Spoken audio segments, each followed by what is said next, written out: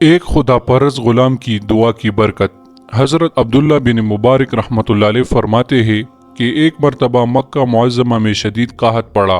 لوگ نماز استسقاء کے لیے میدان عرفات میں جمع ہوتے رہے، لیکن کسی طرح قحط کے آثار کم نہ ہوتے تھے۔ برابر ایک ہفتہ اسی طرح گزر گیا۔ چنانچہ آئندہ ہفتہ جمعہ کی نماز کے بعد لوگ پھر عرفات میں جمع ہوئے تو میں نے دیکھا ایک سیاہ فام ضعیف انسان ہے جس نے 2 رکعت نماز پڑھ کر اللہ تعالیٰ سے دعا مانگی اور سجدہ میں گر کر قسم کھائی کہ تیرے عزت و جلال کی قسم، اس وقت تک سجدے سے سر نہ اٹھاؤں گا جب تک تو باران رحمت سے اپنے بندوں کو سیراب نہ کر دے۔ چنانچہ اس کی اس دعا کے بعد میں نے دیکھا کہ آسمان پر ابر سیاہ نمودار ہوا اور اسی طرح برسا کہ گویا کسی نے مشک کے دانے کھول دیے ہیں۔ بعد ازاں اس سیاہ فام بندہ خدا نے اپنے رب کی حمد و ثنا بیان کی اور چل دیا۔ میں بھی اس کے پیچھے ہو لیا کہ دیکھوں یہ شخص کہاں جاتا ہے۔ جب وہ چلتے چلتے ایسے مکان میں داخل ہوا جہاں ایک پردہ فروش رہتا تھا، میں یہ دیکھ کر واپس چلا آیا اور صبح کو کچھ روپیہ لے کر اس پردہ فروش کے مکان پر پہنچا۔ میں نے کہا مجھے ایک غلام خریدنے کی ضرورت ہے۔ میری اس درخواست پر اس سوداگر نے تقریباً 30 غلام مجھے دکھائے۔ ان سب کو دیکھ کر میں نے کہا کہ اس کے علاوہ کوئی اور غلام ہے؟ اس نے جواب دیا، ہاں، ایک منحوس سا غلام ہے جو کسی سے بات بھی نہیں کرتا۔ میں نے کہا اسے بھی دکھا دو، تو سوداگر اسی غلام کو لے آیا جس کو میں دیکھ چکا تھا کہ اس کی دعا سے اللہ نے باران رحمت کی تھی۔ میں نے اس سوداگر سے دریافت کیا کہ تم نے اس کو کس قیمت پر خریدا ہے؟ سوداگر کہنے لگا کہ خریدا تو ہے میں نے 20 اشرفیوں کا، مگر آپ کو صرف 10 ہی اشرفیوں کا دے دوں گا۔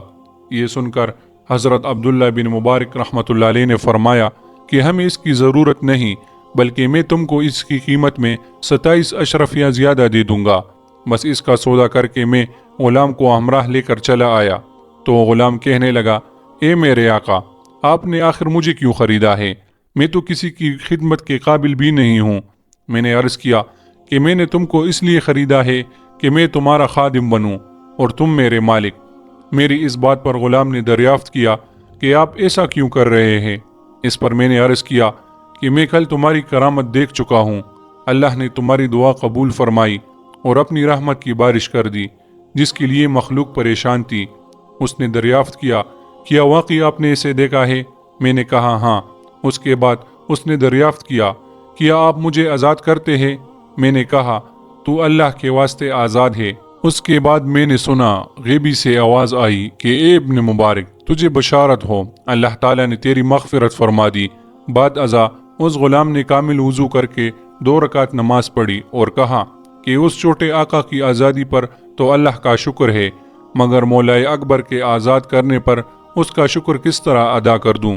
اس کے بعد دوبارہ وضو کر کے اس نے 2 رکعت نماز ادا کی اور دونوں ہاتھ آسمان کی طرف اٹھا کر دعا مانگی کہ الہی تجھے معلوم ہے کہ میں نے 30 سال تک تیری عبادت کی اور میرے تیرے درمیان عہد تھا کہ تو میرا پردہ پاش نہ کرے گا، مگر اب جب کہ یہ راز کھل گیا تو میری روح قبض کر کے اپنے پاس بلا لے۔ اتنے میں وہ بے ہوش ہو کر گرا، جو دیکھا تو اس کی روح پرواز کر چکی تھی۔ حضرت عبداللہ بن مبارک رحمۃ اللہ علیہ فرماتے ہیں کہ میں نے اس کو معمولی کفن دیا اور نماز پڑھ کر دفن کر دیا۔ پس جب میں سویا تو کیا دیکھتا ہوں کہ 2 خوبصورت بزرگ عمدہ لباس پہنے ہوئے، ان میں سے ایک صاحب نے مجھ سے فرمایا، اے ابن مبارک، کیا تجھے اللہ تعالیٰ سے شرم نہیں آتی؟ اور یہ کہہ کر جب وہ چلے تو میں نے دریافت کیا کہ آپ کون ہیں؟ تو انہوں نے کہا، میں محمد الرسول اللہ ہوں اور یہ میرے پاس حضرت ابراہیم علیہ السلام۔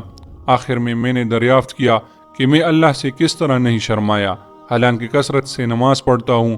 اس پر انہوں نے ارشاد فرمایا کہ آج اولیاء میں سے ایک ولی کی وفات ہوئی اور تم نے اس کو اچھا کفن نہیں دیا۔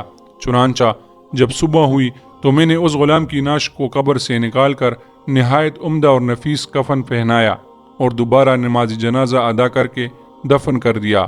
اللہ تعالیٰ اس پر اپنا رحم فرمائے۔ اس واقعے سے ہمیں یہ سبق ملا، سچ ہے اللہ تعالیٰ اپنے مطیع اور فرمان بردار کی خود عزت بڑھا دیتا ہے۔ جو اپنے آپ کو اللہ کے لیے فنا کر دیتا ہے، اللہ تعالیٰ دنیا خود اس کے آگے جھکا دیتے ہیں۔ دعا ہے کہ اللہ تعالیٰ ہم سب کو بھی نیک بننے کی توفیق عطا فرمائے، آمین یا رب العالمین۔